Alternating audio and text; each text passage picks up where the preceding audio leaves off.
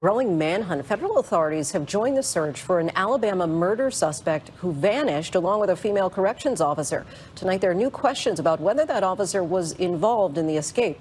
Hello, and welcome to Criminality, a true crime podcast. Today, we will be talking about Casey and Vicky White.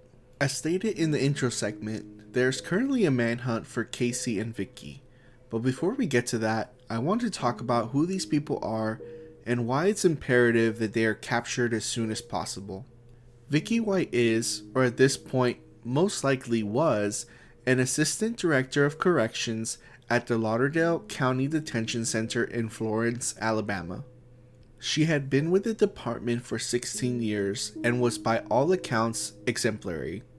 The sheriff told press that Vicky was known as an exemplary employee with an unblemished record and that all of her co-workers and employees in the sheriff's office, including the judges, have the utmost respect for her. He also told press that as for her personal life, Vicky, 56, is a widow with no children and had turned in her retirement paperwork just 24 hours before she and Casey disappeared. So who is the man Vicky assisted, whether willingly or not, in escaping prison? Casey White, no relation to Vicky, is a 38-year-old career criminal serving time for a multitude of crimes and is someone who is highly dangerous. In 2015, he went on a series of crimes, including attempting to murder his ex-girlfriend, holding two of her roommates hostage, carjacking, and a police chase. This landed him in jail and a sentence of 75 years of imprisonment. Unbeknownst to the authorities, Casey very likely committed an even more heinous crime earlier that year. On October 23, 2015, police were called to Connie Ridgway's home after a neighbor saw that her front door was slightly ajar. She had been stabbed to death. Her family relentlessly pursued justice for Connie, who, by all accounts, was just a wonderful human being, but for 5 long years, the case lay dormant without a suspect.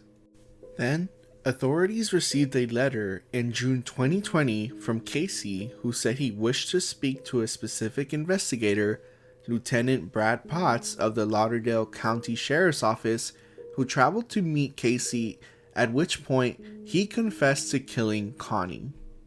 In order to prove that he was the killer, Casey gave details about the case that were never released to the public. The reason he killed Connie, he says, was because he was paid to do it.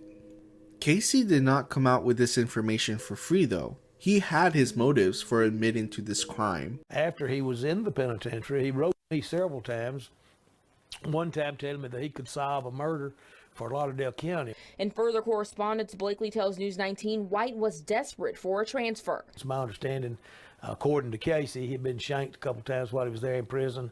He didn't like it down there and wanted to get back in the county jail. After confessing, White was charged with the murder of Connie Ridgway in 2020. He later pleaded not guilty by reason of mental disease to those charges. Prosecutors said White claimed he was paid to kill Ridgway. He was set to go on trial in April of this year, leading to his return to the Lauderdale County Detention Center for pretrial motions. But that trial was continued to June. And White is now on the run with the jail's assistant director of corrections, Vicky White. While the family was able to get some sort of closure at a court hearing back in 2020, where they were able to witness the issuing of 2 capital murder indictments for Casey, the case has not been brought to a close, hence why I said, quote-unquote, very likely that he committed the crime, because he has been charged but not yet convicted, though I fully well imagine he will be in the future. Appallingly, Casey tried to use the arraignment hearing for this case as a means to escape prison. Lauderdale County District Attorney Chris Connolly said, "We got information yesterday that he had made a shank and he had intended to escape today and take a hostage," further stating, "Our deputies did a great job, found the shank and eliminated the threat this morning, so we obviously aren't equipped to house someone like that for the long term in our jail, so we're happy that the judge ordered him to go back to the Department of Corrections." Sadly, this did not completely thwart his ability to escape eventually. On Friday, April 29th, Casey suddenly disappeared from the detention center.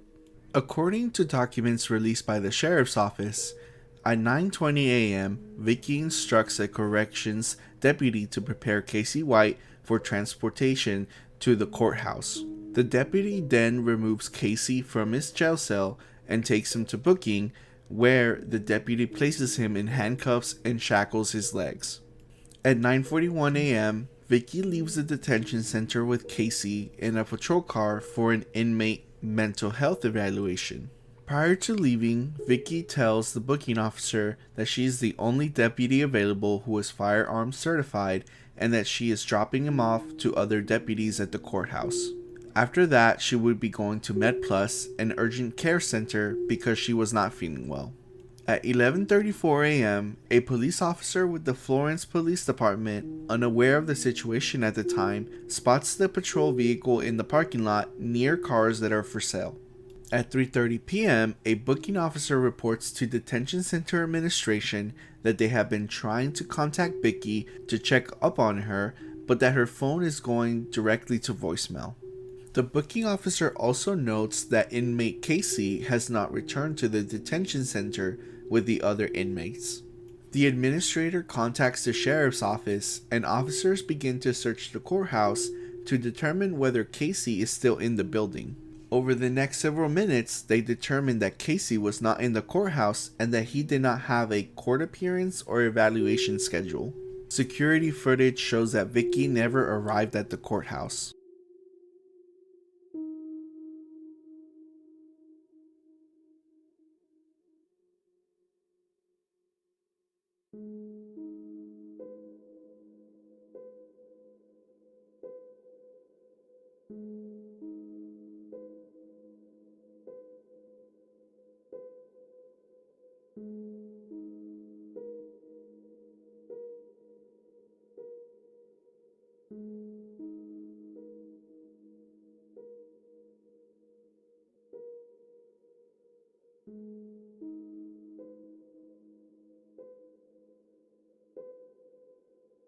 After a national bulletin is released with details of Casey and Vicky, a witness reports that she saw the patrol vehicle on her lunch break at a shopping center.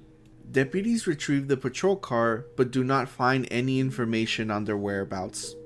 Then, at 5:30 p.m., about 20 agents from the U.S. Marshals, the FBI, the ATF, the Secret Service, and the Alabama Law Enforcement Agency join in on the investigation. Finally, the sheriff tells the news that it appears the escape was orchestrated the evening of Saturday, April 30th, and 2 days later, a warrant is issued for Vicky as well. We see the patrol car parked at the intersection of Huntsville Road and Cox Creek Parkway, which is about 2 blocks from the location it was found. That video was time-stamped at 9:49 a.m. Director White and Casey White left the detention center at 9:41 a.m. So that's 8 minutes time span. What that tells us is that the patrol car left the detention center and went straight to the parking lot. There was not enough time for them to even attempt to try to come to the courthouse and then get out there and be at that red light 8 minutes later.